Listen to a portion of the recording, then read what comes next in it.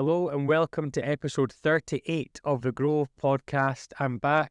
My head is fine. Thank you for all the messages. Thank you for everyone checking up on me. Tabs was phoning me every hour or so or texting me every hour or so to make sure I wasn't falling asleep. I am fine. I had an argument with a goalpost. And do you know what? Before I introduce Tabs, I'll introduce you first. Tabs, how are you? Tired, but we'll get to that. Anyway, you carry on about your disagreement with the goalpost, which unfortunately the goalpost won.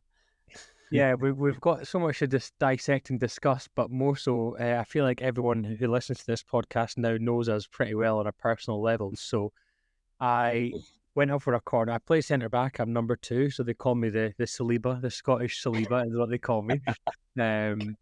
And my back is fine though, by the way, and so is his now. So I went up for a corner, and the ball was just perfect on the top of my head as I was about to jump. I leaped as high as what Cristiano Ronaldo or Maradona done against England. Leaped very high. Next thing you know, I hit the ball, and then it bounces off, someone else, and I go for the rebound, and then it's just two metal poles smacking against each other. That's what it sounded like. And I fell to the floor. I seen what I thought was static from a television. I thought I hadn't paid my TV license and they'd cut my supply off. Then I realised I was actually playing football. The referee took one look at me and said, "That's you off, concussion sub." And we went on. It was 1-0 at the time to the other team, and we went on to lose 9-0. So I believe me coming off almost contributed to the 8 further goals that were conceded. So I'm fine. Thank you again, like I say, for all the messages. But more importantly, Tabs, you look absolutely fucking shattered.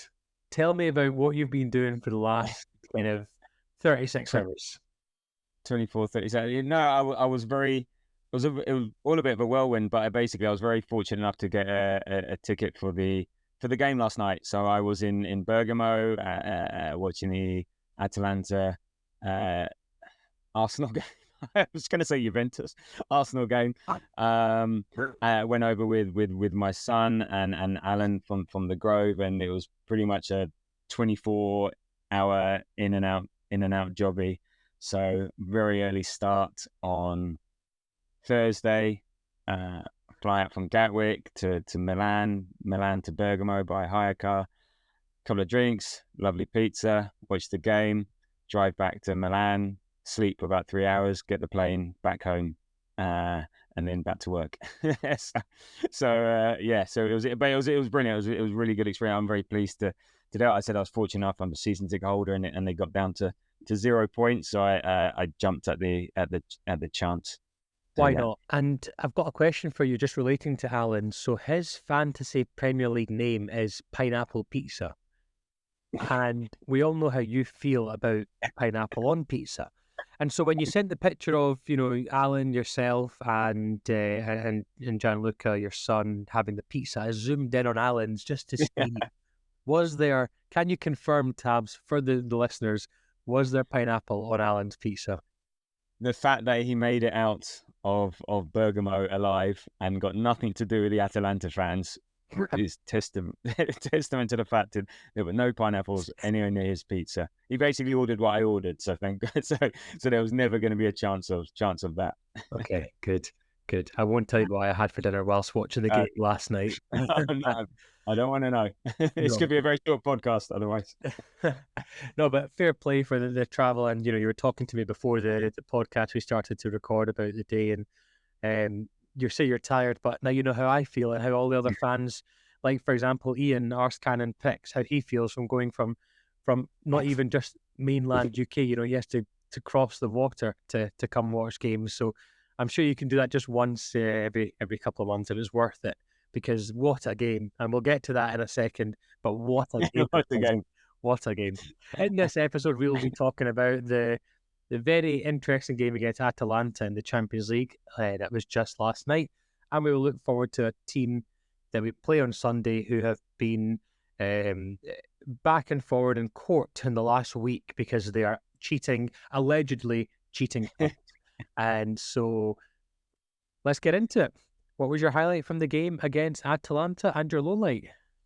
Uh, I wouldn't say highlight from the game as such. It was just, yeah, just going there, the experience of going to an away game with the Arsenal, it being a Champions League game makes it extra special. So you got the European aspect to this. So going to my motherland, as they say, and actually they had my Italian sketchy as is came very useful, and I was having a chat with a couple of Atalanta fans, and also we were put in touch by someone who was carrying two big large pizza boxes to go to the pizza place. So my Italian came in handy in places. So the highlight was just the whole experience going over, and then also seeing my son. He was just sort of like, yeah, he loved every minute of it. So that was a highlight being there. The fans were in great voice in the stadium. Yeah, I tried to rewatch the highlights this afternoon, and I was falling asleep, so I'm not too sure if I dreamt it or it really happened. But yeah, you could even hear us on the highlights. So yeah, on the highlights of the game.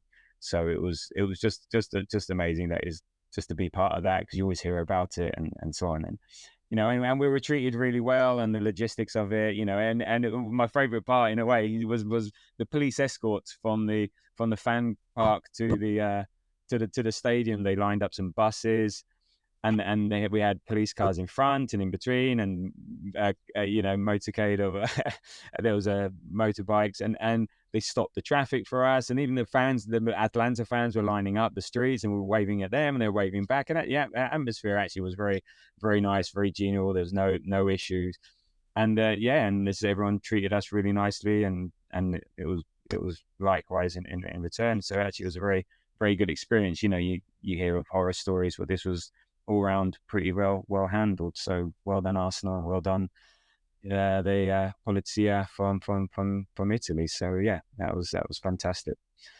In terms of low light, it was one standing. It was the Martinelli miss, and not so much because he missed and the goal. It's just that I feel for him now. There's a huge discourse around him. There have been for a while, and I just felt for him in that moment, because he's trying hard. It's not a deliberate action. It's just not going for him. That final action is just not happening for him. And this doesn't make him a bad player or a rubbish player. It doesn't mean his potential's not there. I just feel for him because it's the one thing that's going to get noticed. His off the ball work against Spurs, he was fantastic. But everyone remembers that potential miss or pass that they didn't do. But he was a big part of why we won that game. And again last night he offered a lot out. Apart from that final action, yes, that's his primary role. But in Arteta teams, actually, you have more than one role. You have more than one job, and you've got to do multiple things. It's just that everyone noticed that big thing. So, I that was my highlight. I just felt for him. He just needs something to go his way, and it will click. I don't know what the answer is. Do you take him out? Do you keep him in? I don't know if we've got much choice. So, yeah, we'll see. So that was my highlight and low light. What about you, Mos? Highlight was David Raya, essentially just David Raya being. In fact, I got a text this morning saying, I won't say from who, but they asked, how erect are you still this morning after seeing that David Raya save? So Was it Dennis? Was it Dennis? I'm not saying who it was. I will never say who that was, because I don't want to. I think they're. I'm not even going to get into. I'm not even going to be rude about it. So that was a very loving message you put in the group chat. Yeah, I'm not going to mention anyone's name, but I got a message about that. So that was a good save. We'll get onto that. I'm sure we'll talk about that at some detail. Yeah, cool. Low light for me was every time it cut to the Arsenal fans, I paused and I was looking for you, Tabs. I was looking for Alan. I was even looking for Gianluca, even though I've only seen him about twice in my life and never in person. And I couldn't find you guys until we got sent a picture in the chat of someone who was wearing a top that said Andreas. And No. I thought, no, he's just stolen Andreas his top. So yeah, I will correct that. There's no S on the end of my name, so I would never wear a top. But I was thinking apostrophe S. could it have Oh, been? It's your top. So yeah, that was the only kind of the I low light. guess the low light. The main low light, however, if I'm going to be serious, was the fact that look, we the fans, Arsenal fans, need to remember that Atalanta are not a shit team. Atalanta are a very good team, and Twitter was in, or X was having an absolute meltdown last night. There was fans, apparently Arsenal fans from Arsenal Glasgow in the pub, who were saying that our Ramsdale is still better than David Raya, which was shocking to me. Oh, And it just shows you how fickle the Arsenal fan base can and still is. Um, and we need to really remember where we've come from and what Arteta is building. However, I can hear Wales words ringing in my ear now saying, no, he's not won a trophy yet, or he's won one trophy. So, but oh, that was my low light. Just the reaction from fans. It's the first game in the Champions League this season. It's against a team who won the Europa League last year. They did pretty well in the Super Cup as well. I'm sure they never played badly, and they're a good team. They're resolute in defence. So that kind of brings us on to the lineup and how we played. I think we Can I just touch on that? of course. And in terms of no, you're right. In terms of good team, they dumped Liverpool out of the Europa Cup last year, beating them 3-0 at Anfield. So they beat Bayern Leverkusen, who were undefeated. They were up for it. It was their first Champions League game for about 4 or 5 years. The crowd were up for it. They were up for it. And you're right, they're not an easy team. And they changed. We can get onto how they play. They changed how they played to face us. But yeah, in terms of the reaction, there was a lot of. It's very reactionary. Some of the response you said, I've seen it on X, and that's social media, so I've got to take it with a pinch of salt. But it also feels like there's a sense of entitlement. If we don't win, then we're shit, and it's very binary, and there's more to it like that. No, I'm not saying everything's rosy, and we've got challenges ahead. But and then we'll touch onto it. But you're right. I think a draw, and we don't even know what the impact of a draw is in this new format, because 1 point away to Atalanta, that could be very is very uncertain. So I think, given the context, and we'll get into that, I think is a decent enough point out of it. Considering where we are, what's happened recently, and what's coming up next. So yeah. Now, in terms of the lineup, how did you feel about the lineup? I thought it was as expected. Martin Odegaard, as we know, a huge miss for us in the midfield, and Thomas Partey, who, look, don't get me wrong, he's not been outstanding, giving us 9 out of 10 performances for the last couple of games, or the start of the season. Yesterday we were let down by him. I feel like he was all over the place. Obviously, he gave the penalty away, and there was one, I don't know if you've seen the still image going around this morning of him with his back to the ball, trying to cradle the defender, who's then winning the header from it was just, there's little things like that he does that almost annoys you, and we miss Martin Odegaard massively. I was just actually speaking to one of my friends about this, who's not an Arsenal fan, and he said he was watching the game yesterday and he can see how much we miss Odegaard, because not of what he can do on the ball, but it's his off the ball work. It's the press. It's the fact that he rallies up the crowd. It's the fact that he, G's up the players. It's when he's all guns blazing, firing on all cylinders, the whole team feels like it as well. And the only concern I still have this season is we started off really, really slow. I feel like the players just aren't doing what we did last season. Ben White hasn't made an overlapping run yet this season. Gabriel Jesus looked really, really lackluster and lackadaisical, actually, is the word I would use. He was losing the ball so many times. Declan Rice, I think, was probably apart from David Raya, I think Declan Rice played well, but yeah, we never clicked yesterday, and the lineup was as you expect. So that just shows you how much we miss him. And you wrote here in your notes tabs, it's only been 2 games without him, so it's very hard to judge. And I think this weekend will be a huge test to see how we do without Martin Odegaard. Man City here without De Bruyne, which yeah, I'm not so sure. He said he might be involved this afternoon in the press conference. Okay, so I've not been able to. Yeah, I've been working all day, so I've not really had a chance to look at the press conferences. But I just think that and correct me if I'm wrong, I know we're kind of digressing a wee bit, but Martin Odegaard is a bigger miss than what Saliba was 2 years ago and what Saka or Declan Rice would be for the same amount of time. Yeah, I agree. But the reason why he's a big miss now, because we don't have anyone comparable to him. He's sort of a bit of a unicorn figure within the squad in terms of what he offers. Every other position we have cover. Now, it may not be like for like cover, but you can find someone who can come in and do a decent stint at the moment. And we wouldn't have to change our formation. We now have to change in a way how we play and our formation because he's out. But we've got to deal with it. As I said for the Spurs game, big teams, if we want to be a big team, if we want to be at the top, we can't crow about this. We have to find solutions. We found the solution against Spurs. We found the solution yesterday. It wasn't great, but we still came out with a point, didn't concede.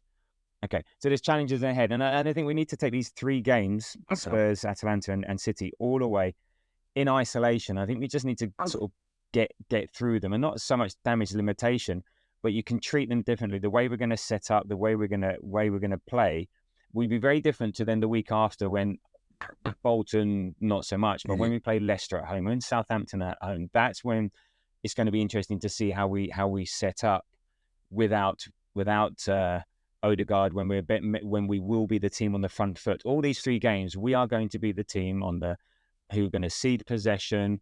We're going to be defending well, making sure we don't give anything away, and then we're going to try and steal a goal on the break, on the counter, or with a set play like we did at Spurs. So that'll be very different to when we're playing Leicester and Southampton. That'll be the truth. And it is, you're right, it's only been 2 games without him. And even with Odegaard, we have struggled. Like last year, we couldn't break down Porto, Bayern, Newcastle, Villa, West Ham, and even so we've struggled even with him in the team. I think in the Champions League now we've won 1 of our last 6 Champions League games, and that's with him in there. So to say we definitely miss him, and you can see that creativity there. But to say the reason we're not playing now is because of him not being there is different. I think it's more the case that Arteta's only had the players back for a week. So from last Thursday to yesterday, following the international break, to deal with this situation, to deal with the injuries and so on. So we've got new formations, and the biggest thing is new relationships. As you said, there's some players out of form, which doesn't help. So all of this comes together to mean, okay, we aren't going to be as fluid. We're not going to be as good as we have been in the past, and those automatic ways of playing are not going to be there. And it takes time. You can't just form this. You can do so much on the training pitch, but these things form over a period of time on the pitch. Like this time last year, we weren't clicking this time last year, but boy, did you see us after Dubai, how we clicked. So and this is what I mean. Is the reaction is like, well, why aren't we doing it? Well, okay, you've had the players for 5 days. You've had Spurs away. You've got this away. You've got City to prepare for. It doesn't just happen overnight. So all these combinations put this, say a win and a draw that we've had in these 2 games. Let's see what happens at City. In the context, it's still relatively early, and there are still glass half full, half empty. There are still positive to takes. I mean, our defense is elite, is exceptional, and as long as we've got that there, we've always got a stable base to get something out from other games. Our the little triangle of Raya, Saliba, Gabriel is probably the best in the world at the moment. And I think David Raya, and I think, did I not say this on the podcast a few episodes ago, that David Raya is the best keeper in the world? I'm sure I said he was the best keeper in the world. And I'm sure someone, I don't know if it was you or I'll find it, but someone laughed. And I think, honestly, after last night, he is. And it's good that our defence is obviously is doing as well as it is, because our attack isn't. And you touched on Martinelli, and it's a huge worry, because how long do you give him before Arteta starts to just put Trossard in? And the commentators, obviously you've not heard what Robbie Savage, unfortunately, we had to listen to last night, but what he was saying about, how long before Arteta just gives it to Sterling and Trossard, and also how long really, when you think about it, do you actually give Martinelli, before you think about it, you need to upgrade on that, essentially. Well, Yeah, I mean, and I'm not saying he's not an upgradable position. I think there are only one or two positions in our squad that you can upgrade on, at the moment, and you can always upgrade. So not saying it, but look, he's a member of our squad. He's going to be an important member of our squad. So I'd rather be supportive and get behind him and find a solution than be on his back criticizing, But the expectations are there, and look, we've got so many games. He's going to have his chance. Sterling's going to have his chance. Trossard's going to have his chance, and game by game, we'll see. It's just that final action, and as I was saying, it's that final I'm saying important piece, but he needs to. He's an important part of that. So it's difficult. As I sort of feel for him, feel for him, because you can see he's trying. You can see he wants it so badly. Like if we take the chance he had yesterday in the 75th minute, he rushed it. It was a brilliant run. He brilliant run across the box behind the two defenders, stayed on side, and he got to the ball, but he got it too eager, and he just rushed his shot. So if you're confident, you're slower and more composed. So we just need that one thing to go from. I'm hopeful it will come for him, but we will have to rely on him. We can't discard him, whether he starts or whether he comes off the bench. He will be a key player this season for us, and I reckon for many years. But that's not to say we couldn't get someone better. But that's what we'll always do. We'll always look to upgrade, improve, and so on, and then maybe lifts him further. So we'll see. My only worry is, how long before, how many games do you really give him? And you can't put a number on that. But on the flip side of it, you look at players, in other teams who haven't scored for games on end, and they go through droughts like this. The only worry is Martinelli last season as well wasn't, and I think it's because he set such a high bar the season before. Yeah. And fans are then obviously expecting him to reach those same heights. So it's a tough one. It's a very tough one, and I like him. I think he's always been one of my favourite players at Arsenal, not because of what he does on the pitch, but just, he's such a quiet guy. You can tell he works hard. And Declan Rice said yesterday, he was asked the question about Martinelli in his post-match press conference with Martin Keown and Rio Ferdinand. And Rio Ferdinand asked a very good question. Are you going to be putting an arm around Martinelli? And he's like, well, yeah, but he's a professional footballer at the end of the day. He knows what he needs to do, and he's working hard with the attacking coach after training to get into these positions. So really, I think what Rice was alluding to is, he's getting into those positions. It'd be worrying if he wasn't, but at least he's still getting himself into those situations. And it'll just take one or two goals against Man City on Sunday for Martinelli, and then the floodgates will open. I was going to say floodgates, but the floodgates will open, and So I'm a little bit concerned, and I know we've spoke about him a lot on the podcast, but it does feel like it's almost getting to that stage now where Arteta will probably end up thinking, is there someone else that can do the job that you're meant to be doing? So no, but now to should be doing that. He should be looking at all our positions. That's why he brought the likes of Calafiore in and Timber, because even like Big Gabby at the back, he's really good at the moment, but he's been vulnerable at times. So you put in that extra pressure, the extra layer. The likes of Tomiyasu, or he's injured. We're going to be looking for someone over and above Jesus, and Trossard. I think they're limited. So but that's their job. So, but I think they're with us now. I want to support them. I want to back them. I'm not going to give them grief. They're not free from criticism, but also think about the bigger context. Think about also what else they offer. And as I said, like the Spurs game was a perfect example. Martinelli had a fantastic game against Spurs. He was a massive part of why we won that game. So let's not forget that as well. So yeah, I'm still backing him. And in terms of giving him time, he's here with us this season. He's not going anywhere. So it's then Arteta whether he starts him, comes off the bench, but you're not gonna not play him.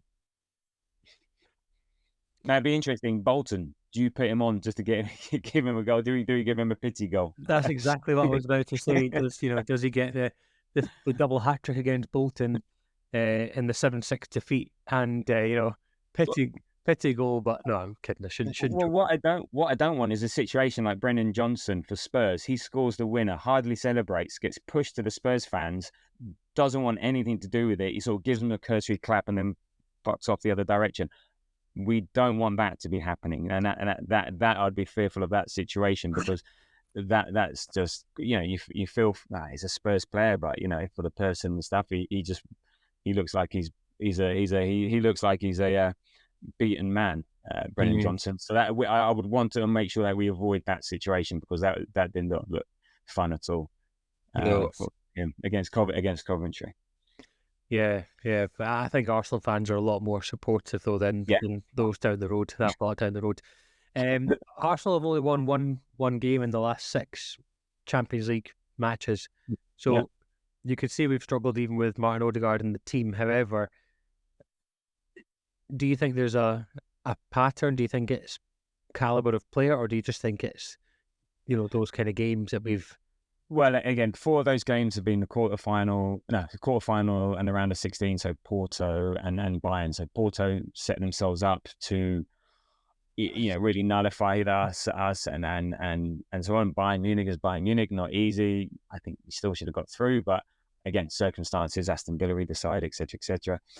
One of them was the last game of the group stage where PSV, so we already qualified. So and then one was last night. So it was one win, 2 losses. Yeah. So it is something I'm sure Arteta wants to fix. His record in Europe is not great. I think it's something that he will definitely he'll be looking at and targeting, and so on. And yes, we should be having a better thing, but we're now in the Champions League. I think we're going to be in Champions League regular. This is where we start to change that narrative again and again. Last night is a great start. Again, another clean sheet. And I was looking at the stats. That's this year in 2024, in 23 away games, we've only let in 5 goals. 2 were in the defeat of Spurs. 1 when we lost to Bayern, 1 we lost to Porto, and 1 when we beat Forest. So even then, we let in 3 goals whilst winning. So we've only let in 2 goals away from home and lost. And that's just nuts. And that's, I think that's where we got to focus at the moment. That's what we got to make sure we keep doing. And that's why I got hope that through this difficult period when we're missing players and trying to work things out, the fact that we've got that bedrock of Saliba, Timber, Calafiori, Gabby, White, etc., and Raya, we can still do a lot. And it might be a case of just horses for courses. We just make sure we just don't concede, and then you're always in a game if you don't concede, irrespective of who you're playing. Do you think Arteta keeps the same lineup, apart from potentially bringing in? I mean, what do you think he does this weekend? Do you think he keeps with the same lineup? Do you think he trusts the players, or do you think there's changes such as Raheem Sterling coming in, for example? Or if we think about City, it depends what you want out of it. Again, I think, and Raya said it last night, and it is, if you can't win, don't lose. And so last night, and again, same for City. Now, City away last year versus City away this early in the season, I would take it. I would set up not to lose, and if we can snatch a goal, fine.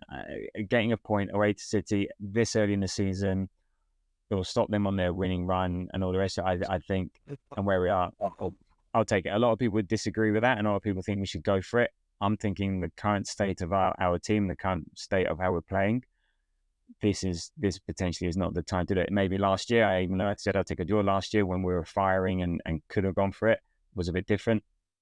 This time round, I think it's a different story. So I would, I don't know, the Calafiori Timber type thing. I don't know. Jorginho, I'd have Jorginho over Partey. I think you're right. Partey is, Arteta seems to favour him. He's not played him since he's been back to fitness, but I think he's starting to be a bit of a liability. We saw the penalty last night. Yes. He's struggling. He's not doing those driving runs through the middle like he used to. So I think what was good last week against Tottenham when he dropped into the back 2 to make a back 3, and he was in between Saliba and Gabriel, meant they could go wider. That's where he excels, but he doesn't go forward now. I think he's very conscious of his limitations, and he plays to that. So instead of driving forward, he'll always take a step backwards, where Jorginho is more progressive and more forward thinking. And with Rice there, I would have Jorginho over Partey. It's going to be another City have all the possession uh, type game, so I would have that. But then everyone else, I think Trossard for Jesus. I'd basically go with the lineup as we did against Spurs, but I have Rice and Jorginho instead of Partey and Jorginho. Okay. Let's talk about the actual game against Atalanta before we Yeah. get into the preview of the Man City game. Mm. So, first half, pretty boring. Atalanta, I would say, defended well. They did okay. I don't think Atalanta had many chances of note in the first half, really.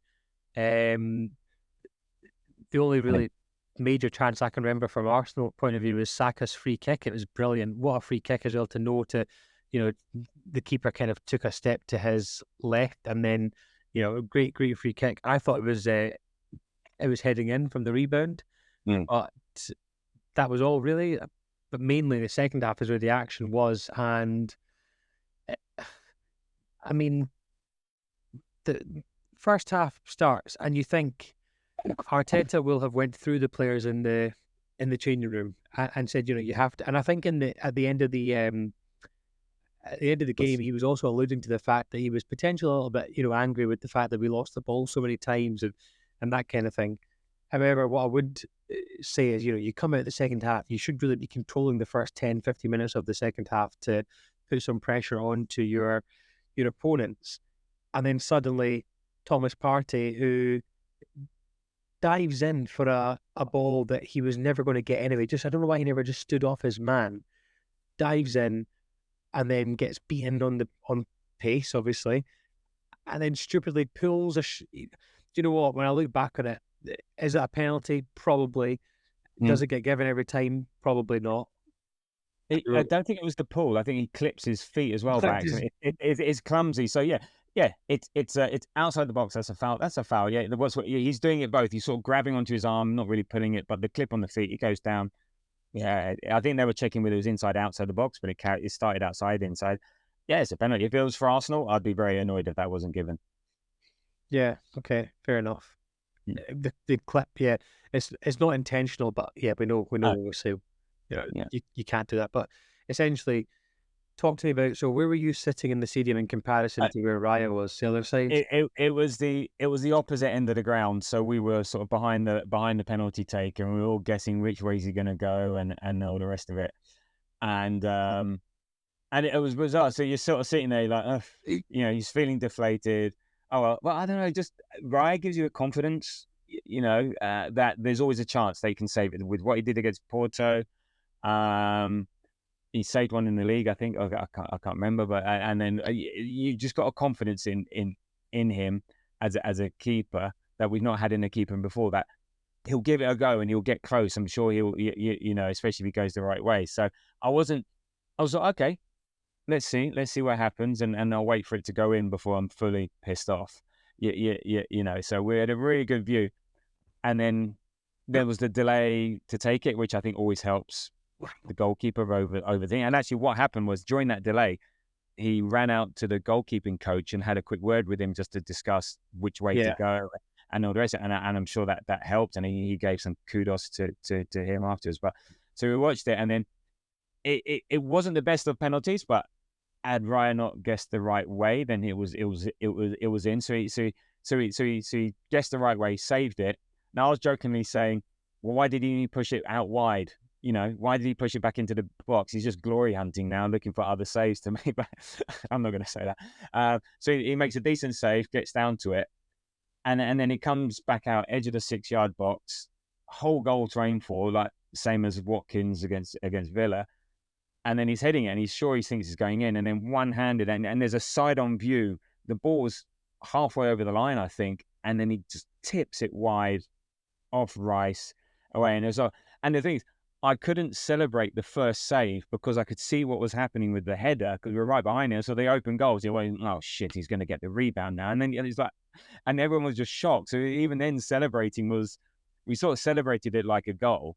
But it took a while because everyone was in such shock because of how amazing because all we saw was Raya doing what you did, kissing the post, eyeing there, prostrate, maybe concussed, don't know. Open goal for Retegui to header it in, and then out of nowhere, he cat-like comes out, low down, palms it away off right to a corner. It was like, what just happened? Shit, he saved it. It's like, and then the crowd went wild and mental, and it was as good as scoring a goal. That's what we were like. And look, he even saved Saliba. He grabbed Saliba before Saliba ran into the back of the net as well. So Yeah. it's a triple save. No, yeah, it's just unbelievable. I think, yeah, I remember celebrating it like it was a goal, and then I stopped celebrating, and then I celebrated even louder and even harder. I just don't think any other keeper in the world does that. You know, you look at Szczesny's one against Liverpool a few seasons ago, but I think Raya was like right on the floor. So what a save! What a save! Just, we were so lucky. That's now 3 or 4 times this season he's bailed us out. He bailed us out against Brighton a couple of times. He bailed us out against Aston Villa with Onana's and Watkins' header, and he bailed us out against. He's made a good save against Spurs in the first half too, and Wolves, the Wolves header, and the Wolves header, and then obviously now again. So pretty much every game he's been, man of the match. It's his job. There we go. If we talk about a striker scoring goals, we get on their case. It's his job. But no, you're right. These are some immense saves. These are above and beyond. And what's interesting about Raya as well is not just his save. His saves are outstanding and is incredible. We are so lucky. And he's grown in confidence. And I think now that he is the number one, he's got the contract. He is the main man. You can see. I think even he's lifted in confidence and he's become a bigger presence. But it's not just that. He almost dictates the play and dictates the tempo and the heat. Because you imagine you had a goalkeeper that's a bit flappy or a bit, when he kicks the ball, it goes out. So then therefore the crowd go, he just calms it, like he did at the end of the Spurs game. There was one thing that, in the last 6 minutes of time, Raya ate up about 4 of them just by being chill and all the rest of it. He is amazing. He's so integral to how we play now, not just saving, just in terms of being an option. He's positioned to be an extra man when Saliba has the ball or Big Gabriel. He's not just standing in the middle of the goal. He'll stand left, right, wherever he's needed to be an option. And then he just, calmness personified. He's great at grabbing the ball. When it comes into the box, he's just And when you've got that security at the back, it just gives everyone confidence, and you just don't get that edginess that we've had with other keepers in the past. And other players have unfortunately gone down. He has, gone up massively in his ability and his play for Arsenal. What a player! What a team! What a team! Okay. Apart from the Raya, the save and the penalty, I was just thinking, what else did Atalanta do? But when Juan Cuadrado came on, I didn't even know he was still playing. It's like, I love what you've done here in your notes. You wrote 68 minutes. Cuadrado shot coming in from Atalanta left, decent but off target. In brackets, over. 75. Cuadrado shot coming in from Atalanta left, decent but off target. In brackets, wide. It was like a carbon copy of his shots, and you'd think after the first one, Ben freaking White or whoever it was, or it wasn't Ben White, probably was meant to be, probably Gabriel, just come out and close down the angle or do something. But we let him shoot twice. I thought the first one was in. Second one was always going high and wide. But wow, I didn't realize. I remember buying him on Ultimate Team on FIFA about 12 years ago, so I was surprised he's still around. But I just want to mention about Atalanta because they changed how they normally play against other teams against us. They played a very different game. So there were the statistics from Opta or whatever, in the previous 23 Champions League games that they've played, it's been on average 3.6 goals per game. So they've scored 40 and let in 43. And that's the second most by playing time for anyone that's played 20 Champions League games. So, and this season they've scored 8, let in 8 in Serie A. So they are normally very attacking and very open. So they'll create chances, score goals, but then they'll give up stuff. So they actually, because of who we are, they changed the way that they played. So it was interesting that they took it so seriously and decided, oh, we need to nullify our threat. And they said they did a good job. And I think that's part of the reason why this game that we maybe expected to be open and goals, and that's what I expected. And me and Jamie talked about it. They came in and said, no, we're going man for man against Arsenal. We're going to do a mid block. We're going to keep it very, very tight, very, very narrow. And they just gave us no room. So if you combine that with the fact that our relationships and form's not quite where it is, I think we always got the game that Atalanta wanted, shall we say. I think this was the sort of game that they wanted. I think they were gonna do to us what I think we were gonna do to them. They were just gonna try and find an opportunity on the break, and they were or a set piece, and they were.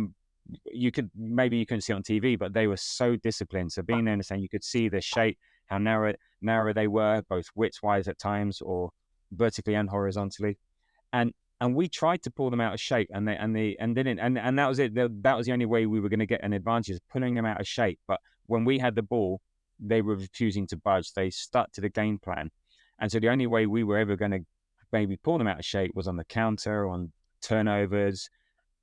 And we just weren't good enough at those times. We weren't fast enough. We weren't executing it well enough. We took too many touches. We just weren't as effective as we normally are. So all these combinations means that we got the game that we did last night. And if they'd have scored, I'm struggling to see how we would have got back into it, because they were just proving it was very Porto-esque. They were just proving. We had that struggle. We were unable to just bring them out of their shape. So I think credit also goes to them for the way they played and did it. And I think they were very happy with the point, I think, in the end. And I think 10 minutes to go, Arteta pulls us. He takes Saka off. Thinking of the weekend, and he takes a couple of other substitutions. I think he was going, you know what, this game's done. Let's think about City. We'll take the point. Let's move on. Yeah, that's what it seemed like anyway. And I think the only thing after the Cuadrado chances was the Martinelli one, obviously, that we spoke about, and then the free kick. I remember the Declan Rice free kick. I had some high hope for that, and then as you've written there, it summed up the second half. We just didn't look like we wanted to score, and we didn't look like we were going to score. Yeah. I think, and you can tell from when the keeper gets the ball, and you can see David Raya just holding on to it and not rushing to spread the play. I think 1 point from an away game, we've still got, it's not as if it's one group game down and there's only 5 left. We've still got 7 games to play. So if in the old format, if we were to go to Atalanta, we get a point away, beat them at home, 4 points across 2 games, you'd take that. Yeah. So we don't know what it means now, and I think it'll be fine. I think the computer says 5 wins, so 15 points should get you into the top 8. So that's fine. We win. We can win 4 of our home games, mess up 1, win 1 of our away games. We've got this point. We should be in the top 8, and that's the ultimate aim at the end of the day. Yeah, we just want to be in the top 8, but we also want to finish as high as possible, so then we're not seeded against, obviously, a better team. But it's so early days. 7 games left in the Champions League. So, essentially, if you're saying you need 15 points, right, or 5 wins, just think in the group stages, playing when you play, your 5 games in the group, you'd maybe get 12 points. So you've got an extra 2 games to get to get 3 more points. So we'll be fine. I think the only concern will be when we play against PSG, and we end up, if we don't win against PSG, that could then be a little bit kind of squeaky bum time, because then you're having to win the remainder of your matches. But I still think we have enough to make it through the Champions League. I don't see us, not doing so. And Atalanta, like I say, very good team. Calafiori and Jorginho, when they came on, did pretty well. I think it was a shame for Sterling. He never really had the chance to show us what he was all about. He seems quite greedy, though, Sterling. That's one thing I noticed. He seems quite greedy on the ball. He seems like he wants to do everything. Well, is it greed, or does he just want to do everything himself? I think he's just learning the team. I think that's what he's used to doing, and he's a dribbler. He's a carrier. I mean, he played a lovely pass. He was the one that passed it through to Martinelli. So you can see what he's capable of. I think it's just a case of like, I think there was the chance against Tottenham. He should have laid it off. That will come with knowing the team. Arteta getting his ear, say, "Hey, you're not at Chelsea anymore now. Come on, this is how we play." So again, he's had 10 minutes here, 10 minutes there. Yeah, plenty of time. He had those are his only 10 minutes of 20 odd minutes of the season so far. So again, everyone's impatient. We're all impatient. Unfortunately, we need patience. More And so calm. now than ever.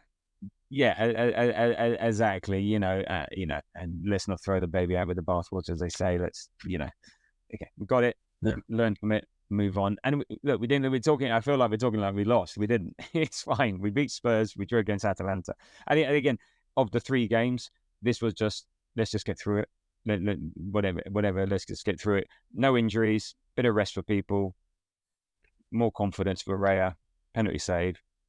Defense is brilliant. Let's go to City and take all 3 points and I keep wanting to say put Haaland and Rodri in hospital, but that's very extreme. Very extreme. We don't promote violence at all in this No. podcast. So Erling Haaland, we can put them in hospital, but we would have to make sure it was through no fault of our own. So No, exactly. take that whatever way you want. So a nice little segue then. Let's spend 10, 15 minutes or so talking about the Man City preview. So I'll go first with what I'm looking forward to, not looking forward to with the City game. I don't know why you wrote Atalanta. It threw me off, but I'm blaming your lack of sleep and marathon training and whatnot. So what am I looking forward to? I'm looking forward to this being the last away game for, well, I say the last away game for a while, but it seems like we're just playing away from home constantly now. And I was speaking to Charles, so shout out to Charles, and also shout out to Andrew for Andrew did say hi to Tabs when you start recording, so hi Tabs from Andrew. I don't know why he couldn't just text that himself and say hi. Hello, Andrew. Hello, Andrew, indeed.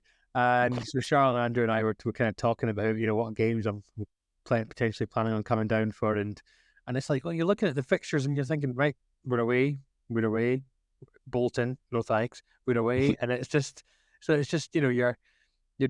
struggling. So that's what I'm looking forward to, the last kind of away game, and not looking forward to, fuck's sake, it's Man City. It's like the games are coming thick and fast. We've had to play Villa, Brighton, Tottenham, Man City. It's not been an easy start to the season.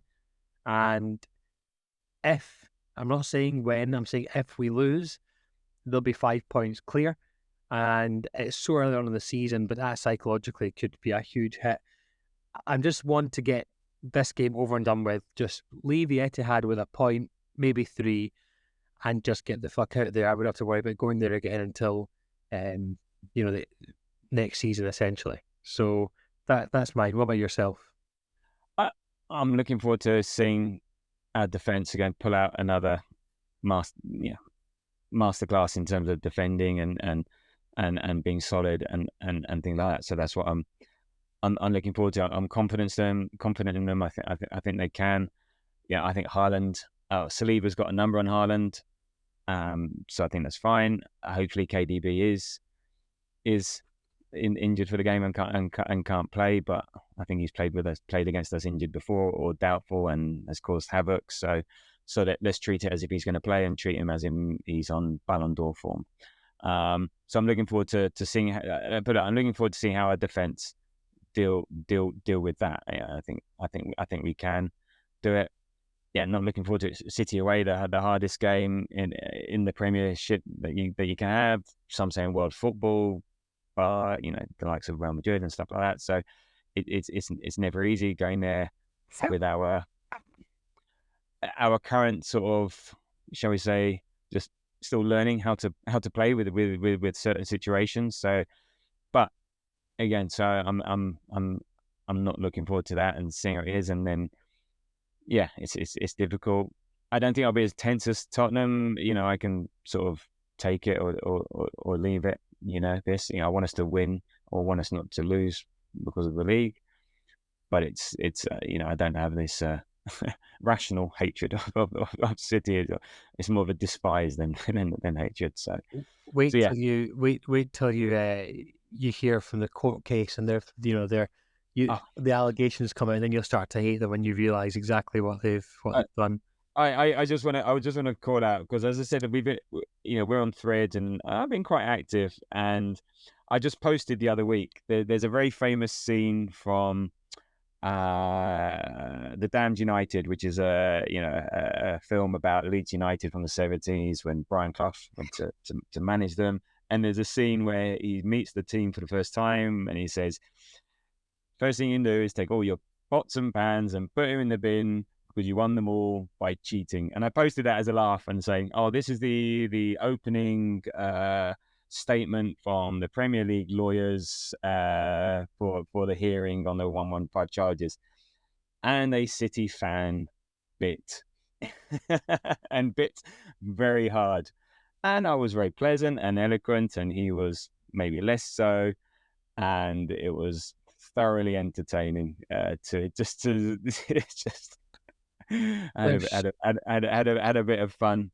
Had a bit of fun with this guy online. I'm trying to find his name, but was his handle on Thread. But it was but yeah. So thank you for giving me a very entertaining. I think it was Monday morning. Just reeling him in, and he couldn't quite understand the fact that football is tribal, and that I wasn't taking this seriously enough, and you're posting all this shit, and no one cares about how this impacts City. So, well, yeah, you're right, no one cares, and they said football is tribal. What do you expect? And yeah, so thank you. Thank you, and I'll find your name and give you a shout out. Yeah, I was going to say find his name, give him a shout out on the podcast, and then tweet or thread him again when they're banned from all competitions for 300 years or whatever. There we go. Yeah, so we digress a lot on this, and I think it's mainly because we're both probably really tired, and it's like we're just two friends in a pub having a chat. We've kind of spoken about the lineup already. We've kind of spoke about City's last results. They did draw 0-0 with Inter Milan, however, which is interesting. I just wanted to say that don't forget Haaland got 0.00 xG against Gabriel and Saliba the last two games actually now. So, and at the end of the day, City have beat a really shit Chelsea team. Ipswich, who scored first, they beat West Ham, who looked like they could have got back into the game at times, and that was at home. They were fair enough. And Brentford, who were all over them at one point. So they've not had a real test. And yes, Haaland scored 9. Yes, that's correct. 9 goals out of City's 11 this season. Kevin De Bruyne and it was Kovacic actually who has the other goal, which is interesting. De Bruyne, we say, is a doubt, maybe not a doubt. I've just been looking there whilst you've been chatting on the kind of news. It looks like he's going to be around. We just need to be very solid defensively. And the one thing I will say, Martinelli, Havertz, Saka, whoever it is playing up, on the wings or up top, when we get a chance, we need to make it count. Because you're not going to go to the Etihad and get chance after chance after chance. You will get 3 or 4 very good chances and 3 or 4 kind of chances that a world-class player might take. And we need to make sure that we do. We can't, and I don't see it being a repeat of like a 4-1 or a 5-0. I think we're a lot closer to them than we were in previous seasons. But I still feel if we lose on Sunday, it could spell a very difficult spell without Martin Odegaard in that team, and that will show. I don't know how far away Marino is from coming back, and I don't know really when we're expected to see Odegaard. I think he's missing for the whole of October, which is a shame because we have games against Newcastle, Chelsea, Liverpool as well to contend with. So it's just one of those things we'll have to find a way to get around, playing without. And before you know it, we will have Marino back, so we don't have to worry about the whole Partey Jorginho problem. So every cloud has a silver lining, and I think what I'm trying to get to, you're probably thinking, what the hell are you trying to say? I'm trying to think of my prediction. That's what I was trying to... What else do you think? The one thing from a defensive point of view that we need to be careful of, and City will be excellent at exploiting this.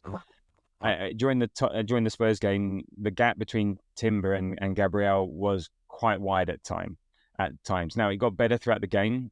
Spurs, being Spurs, could not exploit it, but that's the sort of space for KDB and Silva, Bernardo Silva will love, and they'll be just sort of like wanting to get into that. So we need to make sure that we tighten it up, and I'm sure Arteta was. I mean, if I've spotted it, then Arteta will spot it. Jesus, you know. So I'm sure. So that's the one thing from a defensive point of view. Yeah, you never know. You never know what might happen. So, but I think it'll be a very tight game. I think a few chances. The neutrals is going to be. I think it might be dull for the neutral as well, but I don't give a shit about the neutral. And so I'll get to my prediction. I think 0-0.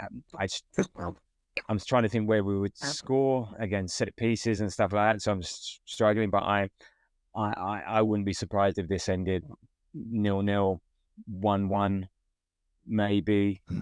If we score first, type stuff. It'll be interesting. Let's say interesting. I don't want to see this interesting, but what happens if we do go 1-0 down? How to react to that? That would be very, very interesting to see what we do to that. Look, if we get a set piece, we know we're good at those. We have an opportunity, but I'll go 1-1. I'll go 1-1, and there won't be any songs when I get this right, because I don't know any 1-1. I don't know any 1-1 songs. Yeah. I'm going to go a bit left field on this. I'm saying 2-1 Arsenal. Okay. You are tied. I just think we know how to deal with Erling Haaland, right? We're not Ipswich, we're not Chelsea, we're not West Ham, we're not Brentford, we're Arsenal. We're second in the freaking league, and we're the best team in the world. So I think the defence will know how to deal with Haaland. I just think this is one of those games where, like last season at home against Man City, it was tight, it was cagey, but we still found a way to win. And it was Martinelli, funnily enough, that scored the goal off Nathan Ake's head or whatever. But I just think I have that feeling in my... Is it optimism? Is it because I'm an Arsenal fan? Or is it because I'm just thinking, we've been slow this season. We've yet to hit the ground running. We've been slow at the blocks. Saka's got that potential. Havertz has got that potential. Just something might just click, and I feel like now's the best time to do it when we've just come off beating Spurs. Yes, we've drawn to Atalanta, but in the Premier League, we've just beaten Spurs, and just imagine if we came out of these 5 games with 13 points, out of 15, that would, and who'd have thought, if we came out with 13 points out of 15, the 2 points we dropped were against Brighton, and we've had to play Villa, Spurs, and City in that time. So yeah, I just think there's a bit about us. I think players will want to win this game more than they wanted to beat Tottenham. I really do believe that. I think Tottenham are not our rivals. They're our rivals because they're only down the road, but they're not our rivals anymore footballing wise. They're fucking awful at football. They'll never finish in the top 4 until Gianluca's got grandkids, I hope. So yeah, I just think the players will be up for it. If they are missing De Bruyne, that's a huge miss. Foden will come in. He's not really played much this season. So yeah, 2-1. That's mine. I'm going to put in the comments just on the Spotify thing, just give us your predictions and see if you're listening on Spotify. Click on the episode. Just tell us what you think the prediction will be as well. Yeah, I like the optimism. No, you're right. We have the players that can do it, and it can happen. And again, it will need another whole team performance. Again, like Spurs, it will need the whole team to be on it. No, I think we have the capability.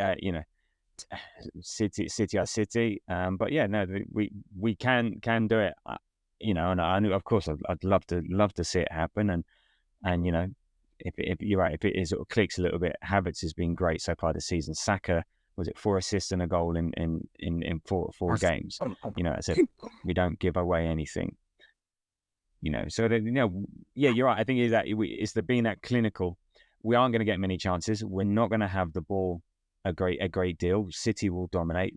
We will, but it'll be like last year when Trossard's breaking through. We need to make those count. Pass at the right time, in the right way. We need to be clinical if we want to get something out of this, and we can be, and we have done in the past. It's not trending that way following last night, but we can do. And you're right, and I think it's a very different game. I think the mindset tomorrow, I can see the mindset for Sunday be very different. And I like that. I like that take in terms of, I think from a player's perspective, this is the one where they want to turn up and show, yeah, we're the top dogs now. We're the ones here to take your crown fairly. So yeah, I'm loving the optimism. So I'll take that all day. And if we win 2-1, I'll promise you a song on record. The next episode, episode 39, will be out. So it's interesting. This is episode 38 because that's a full season of episodes. Episode. And if just before we go, Tabs, if you had to, in the league, in the 20 team league, where would you think the Grove podcast would finish after 38 games? There's only one place. We're relegated. Sorry. I just want to beat Derby's record. No. I had my hands in my air thinking, yeah, top of the league, baby, top of the league. So you heard it first. Arsenal are going to win the league this season, but the Grove podcast are going to be relegated to the Championship. We'll have to start supporting like Barnsley or something, a team from the Championship, and rename. Anyway, that's been over an hour. Thank you for listening to us. Tabs is going to go and get some sleep. I'm going to get something to eat and do the same probably. And then also, just one last thing very quickly. By the time, Andrew, you will listen to this, I will have schooled your ass at FIFA multiple times. He wants to play me. I've never played him before on FIFA. I've not played it for a year, so I've just started to download this FIFA 24 that I've downloaded, not even 25, which is out. It's 25. My son, whilst away, wanted to make sure that the first thing he did when he came home this morning, I said to him, "What are you doing? Going to bed or playing FIFA?" And he got his 16-year-old sister and he was on the phone yesterday before the game to download it for him on his computer, so that he came back and he's like been playing it all day. So he chose the playing FIFA option over sleeping. I think kids play the ultimate team thing where you have to buy packs and do challenges to get players and whatever. But Andrew is going to get schooled at FIFA EAFC 24. So I'll update you guys on the next podcast how that went. But yeah, it's goodbye from me, Tabs. I hope you have a good sleep and don't wear yourself out too much over the weekend with the marathon training. Yeah, back to that. Yeah, so yeah, hopefully not another 4:00 start this weekend. By the way, I found out. Now I'm hoping this isn't a bot, but the way the guy wrote it didn't sound like it. So a shout out to certified_crashout gladiator for the entertainment I had 3 days ago. Yeah, well, if you've got Thread, certified_crashout gladiator is the man to abuse. It's bye from us both. We'll see you on the next one. See you, Tabs. Ciao, ciao.